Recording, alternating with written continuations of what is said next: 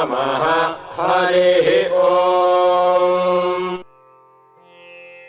नारदर अरुळिय श्री गणेश संकष्टनाशन स्तोत्रम्। नारद उवाच प्रणम्य शिरसा देवं गौरीपुत्रं विनायकं भक्तावासं स्मरे नित्यम् आयुष्कामार्थसिद्धये प्रथमं वक्रतुण्डं च एकदन्तं द्वितीयकं तृतीयं कृष्णबिङ्गाचं गजवक्त्रं चतुर्थकं लम्बोदरं पञ्चमं च षष्ठं विकटमेव च सप्तमं विघ्नराजं च तुम्रवर्णं तथाष्टकं नवमं पालचन्द्रं च दशमं तु विनायकम् एकादशं गणपतिं द्वादशं तु गजाननं द्वादशैतानि नामानि त्रिसंध्यं यत्पठेन्नरः न स विघ्नभयं तस्य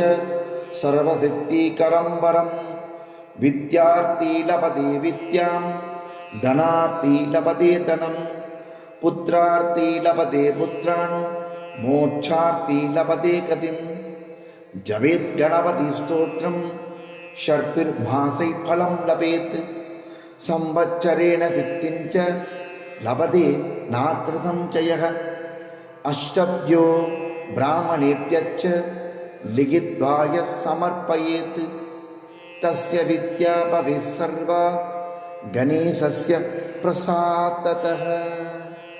ॐ